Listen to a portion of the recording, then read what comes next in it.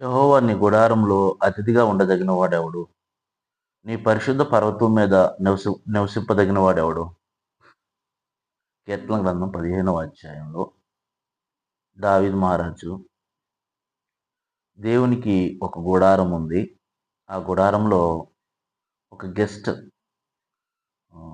దేవుని గుడారంలో ఒక గెస్ట్ లేదా ఒక చీఫ్‌గా ఉండదగినటువంటి వ్యక్తి ఎవరు? అన్న విషయాన్ని 15వ కీర్తనలో సుమారు 5 వచనాలు ఆయన వివరించడం మనకు జరిగింది. 4, 3, 5 4 వచనాలు వివరించాడు. మొదటి వచనంలో ప్రశ్న వేశాడు. యెహోవా నీ గుడారంలో అతిథిగా ఉండదగిన వాడెవడు? అతిథులను చూస్తుంటాం కదా! పూర్వకాలంలో అతిథి ప్రేమలు ఎక్కువగా మనం చూస్తూ ఉండేవాళ్ళం. ప్రస్తుత కాలంలో అతిథి ప్రేమలు తగ్గిపోయి ఎవరికి వాళ్ళుగా బ్రతకడము ఇష్టపడుతున్నారు. స్వేచ్ఛగా బ్రతకడానికి ఇష్టపడుతున్నారు. కానీ పూర్వకాలంలో అయితే అతిథి కోసం ప్రాణాలు ఇచ్చేవారు. మనకు తెలుసు, ఎవరైనా చుట్టాలు వస్తున్నారంటే కోళ్ళను కోసి హ్మ్, లేకపోతే చేపలు తీసుకొచ్చి చక్కటి వంటలు, పిండి వంటలు చేసి వాళ్ళ కొరకు ఎంతో ప్రేమగా, ఆనందంగా కబుర్లు చెప్పుకుంటూ, ఆనందంగా ఎంజాయ్ చేసేవారు పూర్వకాలంలో.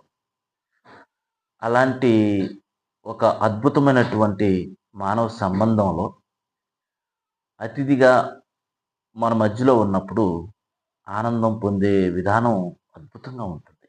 ఆ సంతోషం అద్భుతంగా ఉంటుంది. ఇప్పుడు దేవుని గుడారంలోనే అతిథిగా ఉండడం అనేటువంటిది ఎంత గొప్పదో మనం ఆలోచించుకోవచ్చు.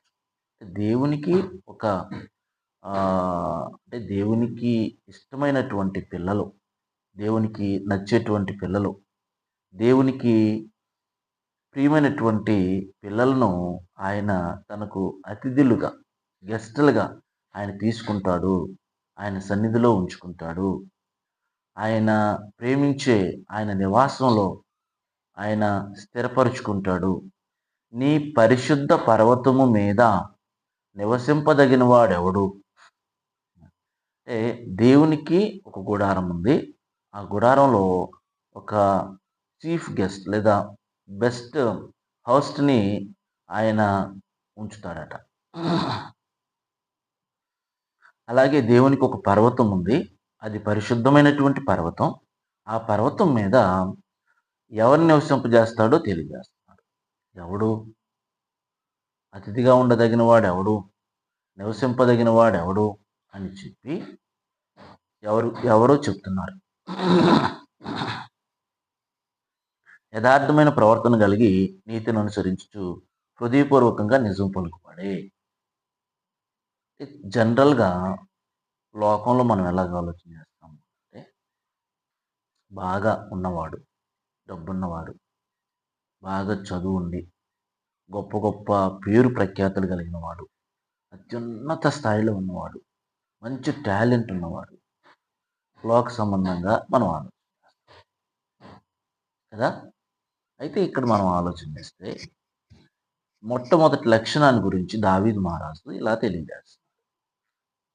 యథార్థమైన ప్రవర్తన కలిగి నీతిని అనుసరించుచు హృదయపూర్వకంగా నిజము పలుకువాడే. మానవ జీవితంలో అత్యంత శక్తివంతమైనటువంటి క్వాలిటీ, బలమైన లక్షణము, ఉన్నతమైన లక్షణము యథార్థత.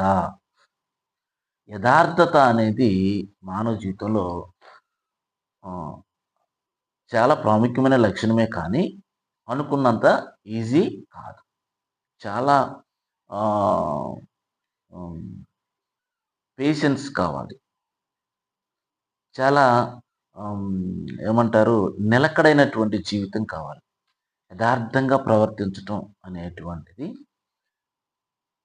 ఎన్ని విషయాలు యథార్థంగా ఉండాలి అనంటే, ఒక అమ్మా నాన్న దగ్గరో, లేకపోతే ఓ ఫ్రెండ్స్ దగ్గరో కాదు. అన్ని చోట్ల ఒక వ్యక్తి యథార్థంగా ప్రవర్తించాలి. యథార్థంగా వ్యవహరించాలి. ఇక్కడ అందుకే చెప్తున్నాడు.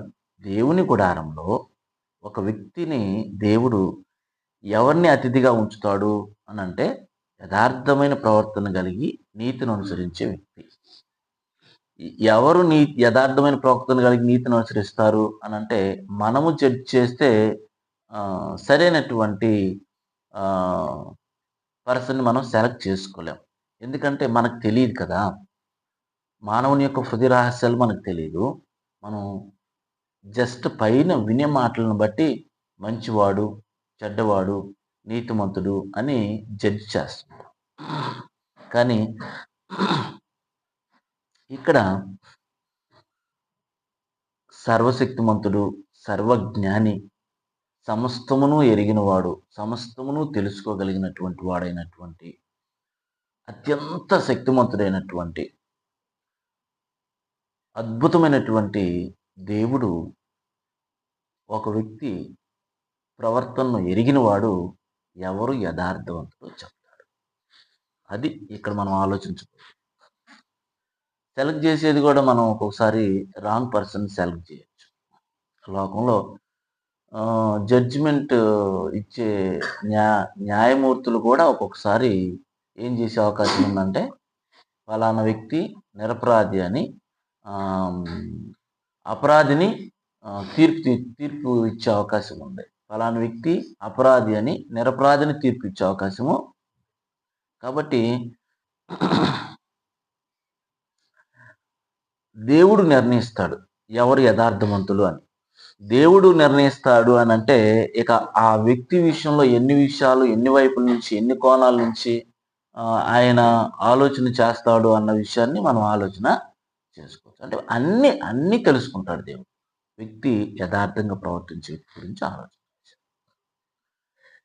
యథార్థంగా ప్రవర్తించే వ్యక్తి ఏం చేస్తాడట? నీతిని అనుసరించి హృదయపూర్వకంగా మాట్లాడతాడు. అంటే తను ఏదైనా ఒక మాట చెప్పేటప్పుడు హృదయపూర్వకంగా మాట్లాడతాడు. అంటే వేషధారణ ఉండదు, నటన ఉండదు, కన్నింగ్నెస్ ఉండదు.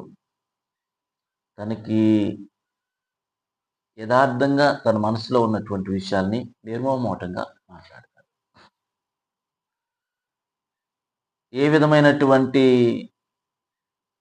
ప్రలోభాలకు, ఏ విధమైన చెడ్డ ప్రభావితము అవ్వడము కానీ అలా కాకుండా కరెక్ట్గా మాట్లాడతాడు.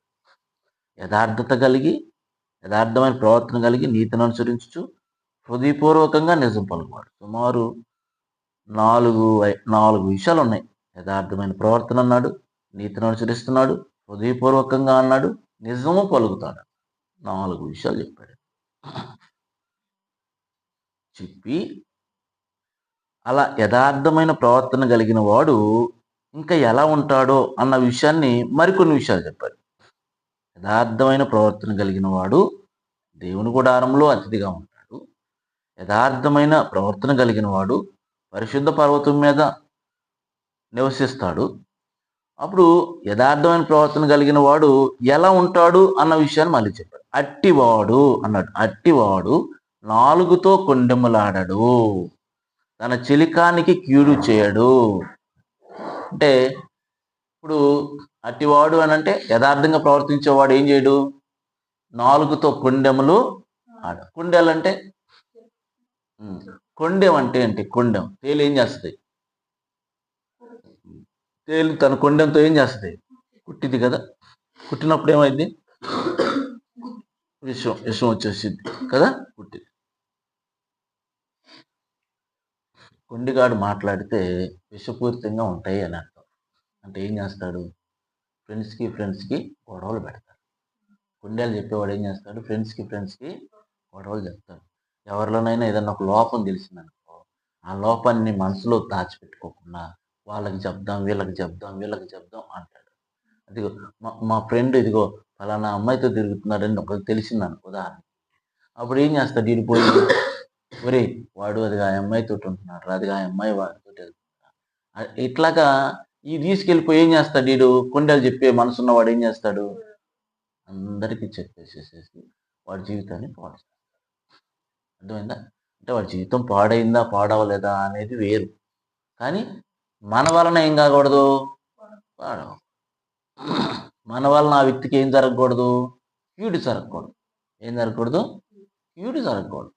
కాబట్టి యథార్థమైన వ్యక్తి ఏం చేస్తాడంటే, ఒక విషయం తెలిసినా, ఎవరిదైనా ఒక లోపం తెలిసినా, ఒక స ఒక రహస్యం తెలిసినా ఏం చేస్తాడు?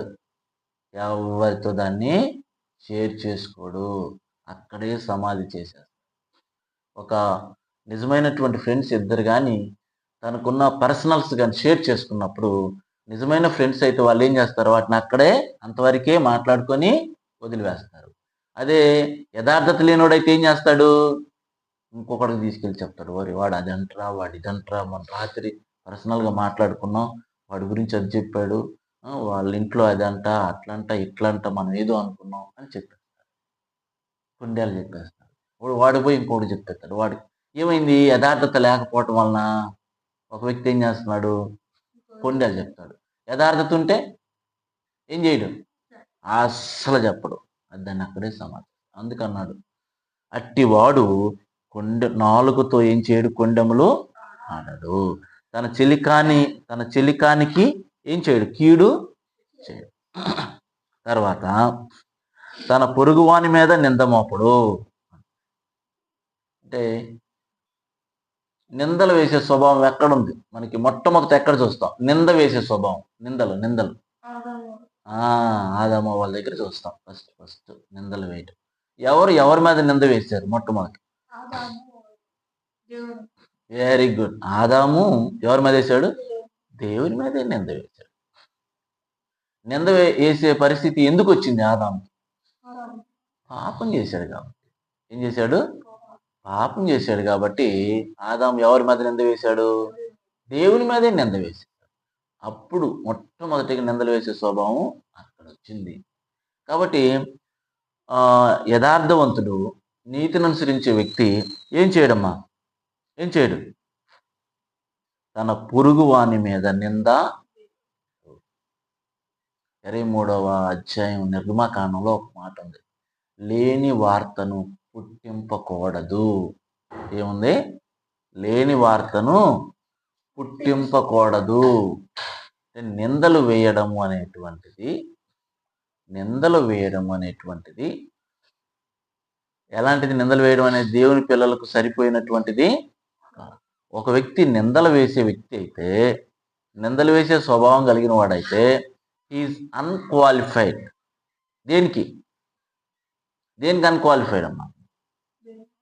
దేవుని యొక్క గుడారంలో అతిథిగా ఉండడానికి అన్క్వాలిఫైడ్. పరిశుద్ధ పర్వతం మీద నివసించడానికి అన్క్వాలిఫైడ్. కాబట్టి దేవుని గుడారంలో అతిథిగా ఉండాలన్నా, పరిశుద్ధ పర్వతం మీద ఒక వ్యక్తి నివసించాలన్నా ఎలాంటి వాడై ఉండకూడదు? పొరుగు వారి మీద నిందలు మోపేవాడై. ఏ విషయంలోనైనా నింద వేయొచ్చా నింద? ఏ విషయంలో నింద వేయకూడదు. అక్కడ విషయాలు ఇక్కడ విషయాలు అక్కడ చెప్పొచ్చా? చెప్పకూడదు. చెప్తే ఏమయ్యాడు ఆ వ్యక్తి? అర్హతను కోల్పోయాడు. ఏం కోల్పోయాడు? 4వ వచనంలో అతని దృష్టికి, ఎవరి దృష్టికి? యథార్థవంతుని దృష్టికి నీచుడు, అసహ్యుడు. అంటే నీచంగా ప్రవర్తించే వ్యక్తి అతని దృష్టికి అసహ్యంగా ఉంటాడు, ఇబ్బందిగా ఉంటాడు, బాధకరం. అంటే నీచంగా ప్రవర్తిస్తుంటారు. ఎలాగా? పొరుగు వాని మీద నిందలేయడం, కొండాలి చెప్పటం, వేషధారణ కలిగి బ్రతకటం, లేకపోతే కీడు చేయటం. ఏం చేస్తుంటారు వాళ్ళు?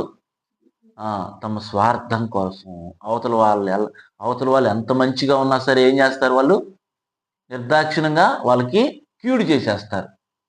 తమ స్వార్థం కోసం నిర్దాక్షిణంగా, అరే ఇది మంచిదా, ఇది చెడ్డదా, ఇది చెయ్యొచ్చా, ఇది చెయ్యకూడదా, ఇది నీతా, ఇది కాదా అని వాళ్ళ ఆలోచన చేయరు. కీడు చేస్తారు. తన చెలికానికే కీడు చేస్తారు. నమ్మిన వాళ్ళనే మోసము చేస్తారు. అలాంటి వాళ్ళకి ఎక్కడ స్థానం లేదు? దేవుని గుడారంలో స్థానం లేదు. దేవుని పర్వతం మీద స్థానము లేదు. కాబట్టి యథార్థవంతుడు ఏం చేయడు? ఎలా ఉంటాడు అంటే నీచంగా బ్రతికే వాళ్ళ విషయంలో దూరంగా ఉంటాడు. అపవిత్రంగా, దుర్మార్గంగా బ్రతికే వాళ్ళ విషయంలో ఎలా ఉంటాడు? దూరంగా ఉంటాడు. త్రాగుబోతులు ఉంటారు, సిగరెట్లు తాగుతూ ఉంటారు కొంతమంది, లేకపోతే ఫోన్లు తీసుకొని పనికిమాలిన వీడియోస్ చూస్తూ ఉంటారు కొంతమంది, లేకపోతే కొంతమంది గంజాయి తాగుతూ ఉంటారు, లేకపోతే సిగరెట్లు తాగుతూ ఉంటారు. ఇలాంటి చిన్న చిన్న అంటే మనకి చిన్న చిన్న పిల్లలు కూడా కొంతమంది ఏం చేస్తున్నారు? ఇట్లాంటివి చేస్తున్నారు. అప్పుడు మన ఫ్రెండ్స్ అలాంటివి చేసేవాళ్ళు ఉన్నప్పుడు మనం ఏం చేస్తాం? మనం యథార్థవంతులమైతే వాళ్ళని ఎప్పుడు ఇమ్మీడియట్లీగా వాళ్ళని దూరంగా పెట్టేస్తాం. కానీ మనకు యథార్థత లేదనుకో మనలో, ఏం చేస్తాం? వాళ్ళతో కలిసి ఏం చేస్తాం? వాళ్ళతో కలిసి తిరుగుతాం. వాళ్ళతో కలిసి తిరిగితే వాళ్ళ లక్షణాలు మనకు వస్తాయా? రావా? వచ్చేస్తాయి. ఇప్పుడు వాళ్ళతో కలిసి మనం తిరుగుతున్నాం అంటే ఏం చేస్తున్నాం? మనం కూడా వాళ్ళని ఇష్టపడుతున్నామని. అదే యథార్థవంతుడైతే ఏం చేస్తాడు? అట్టి వారిని అసహించుకుంటాడట. ఏం చేస్తాడు? అసహించుకుంటాడు. భరించలేడు. వామిటింగ్ అయిపోద్ది అనమాట. భరించలేరు. అది చెప్పాడు. అతడు ఎవరు? యథార్థవంతుడు, నీతిని అనుసరించేవాడు, గుడారంలో ఉండదగినవాడు, యెహోవా యందు భయభక్తులు గల వారిని సన్మానిస్తాడు. ఇంకా ఏం చేస్తాడట? దేవుని యందు భయభక్తులు కలిగిన పిల్లలు, ప్రార్థన పరులు, చక్కగా ప్రవర్తించే వాళ్ళు, లేకపోతే బాగా వాక్యం ఎరిగిన వారు, దేవుని మాటలు చెప్పేవాళ్ళు, దేవునికి సంబంధించిన సలహాలు ఇచ్చేవాళ్ళు, ఎదుటివాని యొక్క ప్రయోజనం కొరకు ఆలోచన చేసేవాళ్ళు, ఎదుటివాని అభివృద్ధి కొరకు ఆలోచన చేసేవాళ్ళు, యథార్థంగా ఆలోచన చేసేవాళ్ళు ఏం చేస్తారట? ఏం చేస్తారు? భయభక్తులు కలిగినట్టు అలాంటి వారిని సన్మానిస్తాడు. యథార్థవంతుడు, అతిథిగా ఉండదగినవాడు, నీతిమంతుడు, అలాంటి వారిని దేవుని బిడ్డలుగా అవతల వ్యక్తి యొక్క ప్రయోజనాలు కోరుతూ, దేవుని వాక్యాన్ని బోధిస్తూ, దేవుని నియమాలని బోధిస్తూ, దేవుని సేవ చేస్తూ, దేవుని యందు భయభక్తులు కలిగినటువంటి వారిని ఏం చేస్తాడు? ఇప్పుడు సన్మానించడం అంటే ఏంటి? సన్మానించటం అంటే శాలువాలు కప్పి దండలు వేయటం కాదు. సన్మానించటం అంటే వినయ విధేయతలు కలిగి అప్పుడు అక్కడ వాళ్ళ అవసరతలు ఏమన్నాయో ఆ అవసరతలు తీర్చడం. ఒకవేళ దేవుని పిల్లలైన వాళ్ళు ఉన్నారు, మనం ఒక ఫంక్షన్కి వెళ్ళాం, దేవుని పిల్లలు మనకంటే పెద్దవాళ్ళు, మన సహోదరులు, అప్పుడు మనం ఒక ఫంక్షన్కి వెళ్ళినాక నిలబడ్డారు, పక్కన కుర్చీ ఉంది, ఏం చేస్తాం? మనం యథార్థవంతులం అయితే ఏం చేస్తాం? వెంటనే బ్రదర్ రండి అని ఆ కుర్చీ తీసుకొచ్చి కూర్చోండి బ్రదర్ అని చెప్పేస్తాం. అర్థమైందా? అంటే ఈరోజు అది అంతరించిపోయింది. మనకి ఈ రేడియేషన్ వలన పక్షులు ఎలాగ అంతరించిపోతున్నాయో, జంతువులు ఎలాగ అంతరించిపోతున్నాయో, అలాగే మనుషుల్లో కూడా మానవ సంబంధాలు ఏమైపోతున్నాయి? రోజు రోజుకి అంతరించిపోతున్నాయి. ప్రేమలు అంతరించిపోతున్నాయి. ఈరోజు వెళ్ళినోడల్లా నాకెవడు కుర్చీ తీసుకొచ్చి చేస్తాడని ఆలోచన చేస్తున్నాడు కానీ అవతల మనకంటే లేదా దేవుని భయభక్తులు కలిగినటువంటి పిల్లలను సన్మానించడం గురించి కానీ, యథార్థవంతుల గురించి ఆలోచించడం కానీ, లేకపోతే మంచి వారి యొక్క సౌలభ్యం కొరకు దేవుడు నాకు ఇచ్చిన అవకాశాన్ని సద్వినియోగం చేసుకుందాం అనే ఆలోచన చేసేవాళ్ళు తక్కువైపోయారు. కాబట్టి ఎవరైతే అలా ప్రవర్తిస్తారో, ఎవరైతే దేవుని యందు భయభక్తులు గల వారిని సన్మానిస్తారో వాళ్ళు యథార్థవంతులు. ఆ యథార్థవంతులు దేనికి అర్హులు? దేవుని గుడారంలో ఉండడానికి, అతిథిగా ఉండడానికి. అతిథి మళ్ళా గుడారంలో అంటే సామాన్యంగా కాదు, సామాన్యులు ఉన్నారు, జనరల్ పర్సన్స్ వేరు, చీఫ్ గెస్ట్ వేరు. అంతేనా కదమ్మా? ఇప్పుడు మనకి ఏదన్నా ఒక మీటింగ్ పెట్టి గెస్ట్ని పిలుచుకుంటుంటాం కదా. ఇప్పుడు మనం వాక్యం చెప్పుకునేటప్పుడు కొంతమంది చీఫ్ స్పీకర్ని పిలుస్తాం, ముఖ్యంగా వాక్యం చెప్పే వాళ్ళని పిలుస్తాం కదా. ఆ వచ్చిన వాళ్ళందరూ వేరు, జనరల్గా పిలువబడిన సువార్థికులు వేరు, పెద్దలు వేరు, అందరూ జనరల్గా వచ్చిన వాళ్ళు. కానీ మనకు ఒక వ్యక్తి ఉన్నాడు, ఆ వ్యక్తి ఏంటి అనమాట అక్కడ, ఆ వ్యక్తి పొజిషన్ ఏంటి? చీఫ్ గెస్ట్, ముఖ్య అతిథి.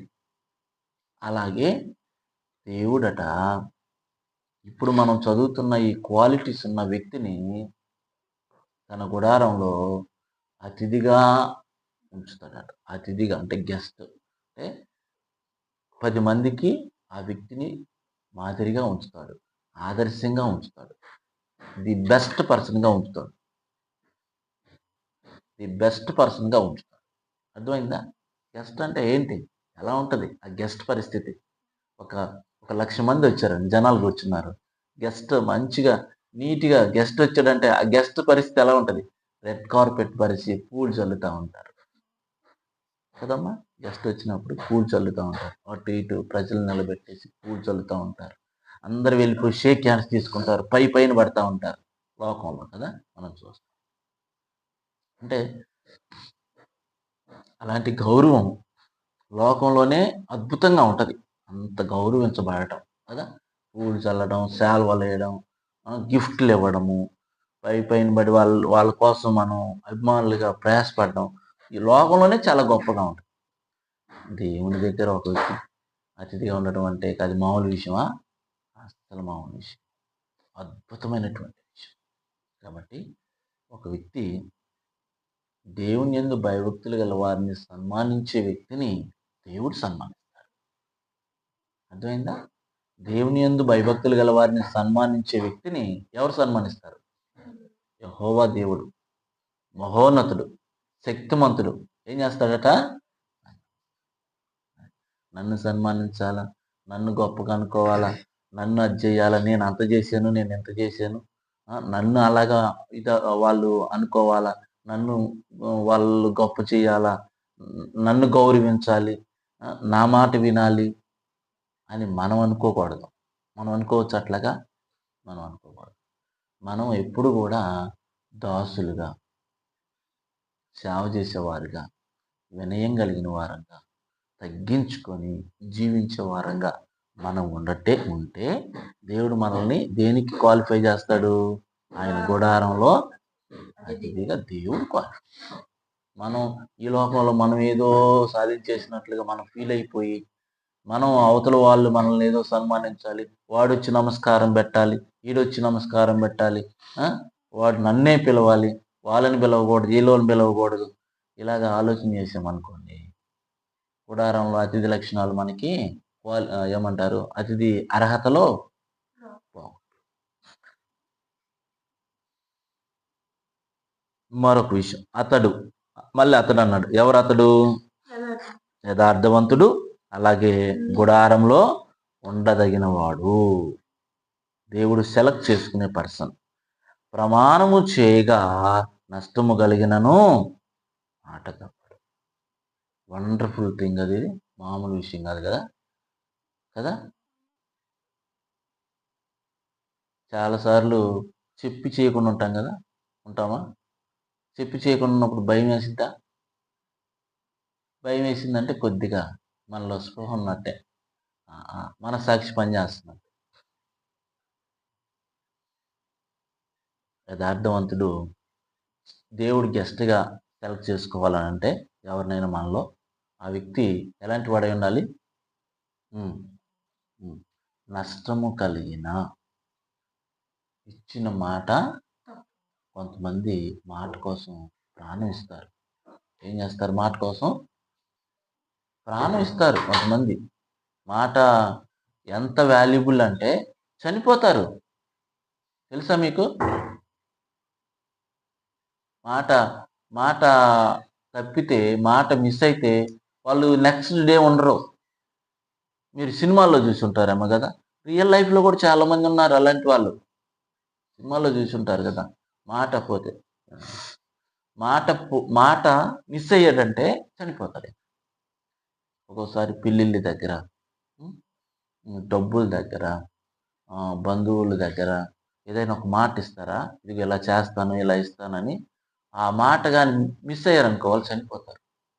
ఎందుకు? చేయలేకపోయానే, సమయానికి డబ్బులు ఇవ్వలేకపోయానే, పిల్లని ఇస్తానని ఇవ్వలేకపోయానే, మా అబ్బాయికి చేసుకుంటామని చేసుకోలేకపోయామే, లేకపోతే ఆహ్, డబ్బులు ఈ సమయానికి నేను కడతానని చెప్పాను, ఖచ్చితంగా ఇస్తానని చెప్పాను, ఇవ్వలేకపోయానే.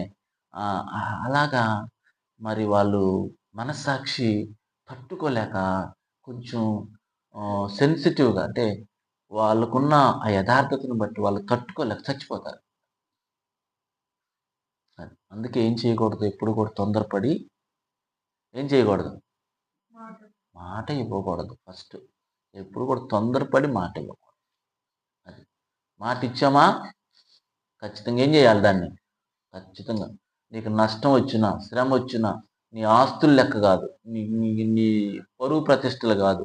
నువ్వు మాటిచ్చావు. ఆ మాటని ఏం చేయాలా? నెరవేర్చాలి. ఒకవేళ ఎవరైనా ఏదైనా అడిగినా, ఏదైనా రిక్వెస్ట్ చేసినా మనం ఏం చేయకూడదు? మొహమాట పడి సరే చేద్దాం, సరే ఇస్తాం, సరే చేస్తాం అనకూడదు. మనకున్న స్టామినాని బట్టి, మనకున్న పరిస్థితిని బట్టి యథార్థంగా ఖచ్చితంగా మాట్లాడేయాలి. ఇది నేను ఇవ్వగలను. పలానా టయానికి నేను ఇస్తాను. ఇది మీరు అడుగుతున్నారు. ప్రస్తుతానికి నేనేమి చెయ్యలేను. నా వలన కాదు అని ఏం చేయాలా? కరెక్ట్‌గా చెప్పేయాలి. అలా చెప్పలేదనుకో ఏమైద్ది? మాట పోయిద్ది. ఇస్తామంటాము. మనం ఏమనుకుంటామంటే, సరే చేద్దాం అందాంలే. తర్వాత అయితే చూద్దాం. అవ్వకపోతే లేదులే అనుకుంటాం. అలా అనొచ్చా? అనకూడదు. అలా అనకూడదు. కరెక్ట్‌గా చెప్పి దాన్ని అందుకన్నాడు మత్తయి సువార్తలో, మీ మాట అవునంటే అవును, కాదంటే అంతే. ఒక మాట మనం చెప్పామంటే ప్రాణం పోయినా సరే ఏం చేయకూడదమ్మా? అది ఎన్ని విషయాల్లో? అన్ని విషయాల్లో. ఎక్కడైనా సరే దానికి నిలబడితే నువ్వు దేవుని యొక్క గుడారంలో అతిథివి. దేవుడంటే మామూలు విషయం కాదు. ఏడ ఏడ సన్మానించేదే మనకి అమ్మో! ఎంత ఎంత కష్టపడితేనే ఎంత గౌరవం వచ్చిందో అనుకుంటాం కదా! లోకంలోని ఒక మినిస్టర్‌కో, ఒక హ్మ్, బిజినెస్ మ్యాన్‌కో అవార్డ్స్ తీసుకునేటప్పుడు ఒక ప్లేయర్స్‌కో ఆహ్, వస్తుంటాయి కదా! అవార్డ్స్ వస్తుంటాయి. సినిమాలు తీసినోళ్ళకి అవార్డులు వస్తుంటాయి. ఇప్పుడు వాళ్ళు ఎంత కష్టపడ్డారో, ఎంత గొప్పోళ్ళో లోకంలో ఒక గెస్ట్‌నే మనం అలా అనుకున్నాం. పరలోకంలో మహోన్నతుడైనటువంటి దేవుడు ఒక వ్యక్తిని అతిథిగా ఆయన సెలెక్ట్ చేసుకొని తన గుడారంలో ఆహ్, అతిథిగా కూర్చోబెడతాడు. లేదా అతిథిగా సన్మానిస్తాడు. అతిథిగా ఆయన ఆ వ్యక్తిని గౌరవించబోతాడు. కాబట్టి ఆ వ్యక్తి ఏం చేయడు. ప్రమాణము చేయగా నష్టము కలిగినను మాట అయితే మాట ఇచ్చేటప్పుడు ఏం చేయాలి? మాట ఇచ్చేటప్పుడు జాగ్రత్తగా తొందరపడి మాట వాళ్ళ మెప్పు కోసం, ఈళ్ళ మెప్పు కోసం, వాళ్ళ కోసం, ఈళ్ళ కోసం మాట ఇవ్వకూడదు. కొన్ని సందర్భాల్లో మనం మాటిస్తాం. కానీ ఏం చెయ్యం? ఇస్తామా? మాట ఇస్తాం. కానీ ఏం చెయ్యం? దాన్ని నెరవేర్చం. కాబట్టి యథార్థవంతుడు ఏం చేయడు? అలాగా చేయడు. 5వ వచనంలో తన ద్రవ్యమును వడ్డీకియ్యడు. నిరపరాధిని చెరుపుట్టుకై లంచము పుచ్చుకొనడు. వడ్డీకి ఇయ్యడు అనంటే దుర్లాభాన్ని అపేక్షించడు. ఇప్పుడు చాలా మంది వడ్డీలకి ఇస్తారు కదా! ఇస్తారు. ఇస్తారు. దేనికి ఇస్తారు వడ్డీలకి? వడ్డీ కంటే ఏదన్నా ఆపదలో ఉంటే సహాయం చేసే వాళ్ళంగా ఉండాలి కానీ, దేవుడు మనకిచ్చిన డబ్బుల చేత ఇతరులని బాధ పెట్టేటట్లుగా, ఇతరులని ఇబ్బంది పెట్టేటట్లుగా వడ్డీలు వసూలు చేస్తూ అవతల వ్యక్తిని బాధ పెట్టడం అనేటువంటిది దేవునికి ఇష్టమైన కార్యము. మనం చేయగలిగితే ఏం చేయగలగాలి? ఇతరులకు సహాయము చేయి. కాబట్టి వడ్డీకి ఇచ్చే వ్యక్తుల్ని హుహు. దేవుడు యాక్సెప్ట్ చేయడు. చాలామంది వడ్డీకి ఇస్తుంటారు. వడ్డీకి ఇచ్చే వాళ్ళని దేవుడు ఒప్పుకోడు. కాబట్టి మాక్సిమం మనం ఏం చేయకూడదు? వడ్డీకి ఇవ్వకూడదు. వీలైనంత వరకు వడ్డీకి కూడా ఏం చేయకూడదు, తీసుకో. ఇప్పుడు వడ్డీకి మనం తీసుకున్నాం అనుకో, ఏం చేసాము? ఇచ్చే వాళ్ళని ఏం చేసినట్టు? ఎంకరేజ్ చేసినట్టేగా, చేసినట్టే కాదా? కాబట్టి ఇప్పుడు మనకు తెలిసింది కాబట్టి మనం చేయాల్సిన పని ఏంటి అంటే, చాలా వరకు మనం వడ్డీకి ఇవ్వడం కానీ తీసుకోవటం కానీ చేయకుండా, దేవుడు మనకిచ్చిన దాంట్లో తృప్తిగా, ఆనందంగా, సంతోషంగా, అప్పులు లేకుండా,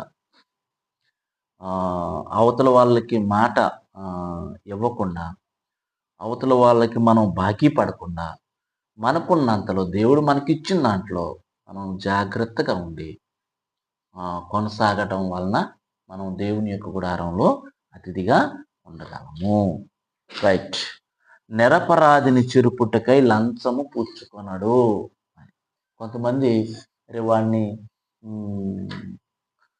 నేను చెప్పించేరా, వాడి విషయంలో నీకు డబ్బులు ఇస్తానంటారు కదా. నేను చెప్పించి నీకు వాడికి డబ్బులు ఇస్తాను, ఇగో ఈ 10 రూపాయలు ఇస్తాను, తీసుకెళ్ళి ఇదిగో ఇది తీసుకెళ్ళి వాడికి ఇచ్చారా అంటారు. నిరపరాధిని చెరుపుటకై ఏం చేయరు? లంచము పుచ్చుకోరు. కొంతమంది పెద్దోళ్ళు చూస్తూ ఉంటారు కదా, ఆటల కాడికి వెళ్ళినప్పుడు, ఆడికి వెళ్ళినప్పుడు, అరే ఇదిగో ఇది ఈ ఇదిగో నీకు 10 రూపాయలు ఇస్తాను కానీ ఈ మందు సీసా తీసుకెళ్ళి వాడికి ఇచ్చిరారా అంటారు. లేకపోతే ఈ కైనీళ్ళు తీసుకెళ్ళి వాడికి ఇచ్చిరారా అంటారు. లేకపోతే ఏదో గంజాయి మత్తు పదార్థాలు పెట్టి ఇది తీసుకెళ్ళి వాడికి ఇచ్చిరారా అంటారు. అంటే ఇక్కడ లంచం పుచ్చుకోవడం అని కాదు, కానీ లంచం ఇదిగో 10 రూపాయలు ఇస్తున్నాను అంటే ఆశపడి ఏం చేస్తాడు వీడు? అది తీసుకొని 10 రూపాయలు నిరపరాధిని చెరుపుటకై లంచం పుచ్చుకోవడం అంటే లంచాలు తీసుకొని అవతల వాళ్ళని పాడు చేసేస్తారు. ఏం చేస్తారు? లంచాలు తీసుకొని అవతల వాళ్ళని, డబ్బులు వస్తున్నాయి అని చెప్పేసి ఏం చేస్తారంటే ప్యాకెట్ పెట్టేదాన్ని ఇంట్లో వాళ్ళ దగ్గర మేజా వసూలు చేసుకొని వచ్చిన చిన్నోళ్ళ దగ్గర నుంచి పెద్దోళ్ళ దగ్గరికి అందరినీ పాడు చేసేస్తారు. వీడికి కావాల్సింది ఏంటిది? డబ్బులు కావాలి. అవతల వాళ్ళు పాడవుతున్నారా లేదనేది వాడికి అవసరం లేదు. అరే వాళ్ళ పరిస్థితి అలా కాదు కదా, వాళ్ళ అమ్మోళ్ళు నాన్నోళ్ళు ఎంత కష్టపడి వాళ్ళని పెంచుతున్నారు, వాళ్ళు ఎంతో జాగ్రత్తగా పెంచుతున్నారు, ఎంతో డబ్బులు ఖర్చు పెడుతున్నారు వాళ్ళకి. వాళ్ళు వాళ్ళు ఇక్కడికి రాకూడదు, అసలు ఇక్కడ కూర్చోకూడదు, కరెక్ట్ కాదు అని అనుకుంటాడా? క్లబ్ ఏర్పాటు చేసేవాడు అనుకుంటాడా? అనుకోడు. వాడికి డబ్బులు కావాలి. అవతలోడు పాడవుతున్నాడా? పాడవట్లేదు, నాకు అవసరం. నిరపరాధిని చెరపడానికి లంచం పుచ్చుకోవడం అంటే, నిరపరాధిని చెరపడానికి లంచం పుచ్చుకోవటం అని అంటే, ఒకవేళ ఫ్రెండ్స్ కూడా చాలా సందర్భాల్లో పందాలు పెట్టుకొని, లేకపోతే ఇదిగో వాడి చేత నేను మందు తాగిస్తాను రా, నువ్వు మందు తాగిస్తే నీకు 100 రూపాయలు ఇస్తాను రా అని పందాలు పెట్టుకుంటారు కదా. నువ్వు నాకు ఒక 1000 రూపాయలు నేను అప్పుడు వాడి చేత చేపిస్తాను అంటారు కదా, అంటుంటారా? పందాలు పెట్టుకుంటారు. ఒక చెడ్డ పని చేయడానికి పందాలు. నిరపరాధిని చెరుపుటానికి ఏం పుచ్చుకోరు? లంచము చంపడానికి కావచ్చు, నిందలు వేయటానికి కావచ్చు, మోసం చేయటానికి కావచ్చు, ఒక వ్యక్తిని మంచివాడిని బాధ పెట్టడానికి లంచం పుచ్చుకోవాలి. అంటే డబ్బులు తీసుకున్న ఆ వ్యక్తిని, అంటే డబ్బులు తీసుకోకుండా చేయొచ్చా అంటే అట్లని కాదు, లంచం పుచ్చుకో. అవతలోడికి అవసరం, అవతలోడు నాశనం అవడం ఒకడికి అవసరం, వీడేం చేస్తాడంటే డబ్బులు ఇస్తాడు, నువ్వు వాడిని పాడు చేయి అంటాడు. అప్పుడు ఈ డబ్బులు తీసుకుని వెళ్ళి వాడిని పాడు చేస్తాడు. ఆ పద్ధతిని దేవుడు ఒప్పుకుంటాడా? ఇది దేవుని గుడారంలో అతిథిగా ఉండడానికి, దేవుని పరిశుద్ధ పర్వతం మీద నివసించడానికి ఒక వ్యక్తి, ఎలాంటి వ్యక్తి అక్కడ నివసిస్తాడో, ఎలాంటి వ్యక్తి అక్కడ ఉండదగడో దావీదు మహారాజు తెలియజేశాడు. దావీదు అలాంటి వాడు. దావీదు గురించి దేవుడు చెప్పిన మాట ఏంటి? నా హృదయానుసారుడు అన్నాడు. ఎలాంటి వాడు దావీదు? దేవునికి ఇష్టమైన మనిషి, దేవునికి ఇష్టమైన మనిషి, దేవునికి నచ్చినటువంటి మనిషి, దేవుడు కోరుకునేటువంటి మనిషి ఎవరు? దావీదు. దావీదుని దేవుడు అతిథిగా ఉంచుతాడా? రేపు ఉంచుతాడు. మనం కూడా దావీదులాగా యథార్థవంతులుగా, యథార్థమైన ప్రవర్తన కలిగి, నీతిని అనుసరిస్తూ, హృదయపూర్వకంగా నిజమే మాట్లాడాలి. ఏం చేయాలా? నిజం మాట్లాడతాం, అబద్ధాలు కూడా చెబుతామా? అబద్ధాలు అసలు చెప్పమా? అక్షయ్, అస్సలు అబద్ధాలు చెప్పమా? ఇదొక అబద్ధం, ఇదొక పెద్ద అబద్ధం. అబద్ధాలు అస్సలు చెప్పమంటున్నాడు రా వాడు. అస్సలు చెప్పమా అబద్ధాలు? మనం చెప్పమా? ఇది అబద్ధాలు చెప్తాం. అబద్ధాలు ఎందుకు చెప్తాం? బోల్డ్ అని అబద్ధాలు చెబుతాం. మనం లేచిన కాడి నుంచి అబద్ధాలే చెప్తాం. కాబట్టి ఏం చేయాలి? నిజం పలకటం నేర్చుకోవాలి. ఏం చేయాలి? నిజం పలకడం నేర్చుకోవాలి. అలాంటి యథార్థవంతుడు నాలుగుతో కొండెంలాడు, చిలికానికి కీడు చేయడు, పొరుగువాని మీద నింద మోపడు, నీచుల్ని అసహించుకుంటాడు, దేవుని భయభక్తులు గల వారిని సన్మానిస్తాడు, ప్రమాణం చేసిన తర్వాత నష్టం కలిగిన మాట తప్పుడు, వడ్డీకి ఇవ్వడు, లంచం పుచ్చుకోడు. అదండి ఇలాంటి వ్యక్తి. ఇలాంటి వ్యక్తి ఏం చేయడు? దేనికి అర్హుడు ఇలాంటి వ్యక్తి? ఎస్, యెహోవా గుడారంలో అతిథిగా ఉండడానికి అర్హుడు. ఇంకొక మాట కూడా అన్నాడు, దేవుని పరిశుద్ధ పర్వతము మీద నివసింపదగిన వాడు. ఎవరతను? దేవుని పరిశుద్ధ పర్వతము మీద నివసింపదగిన వాడు.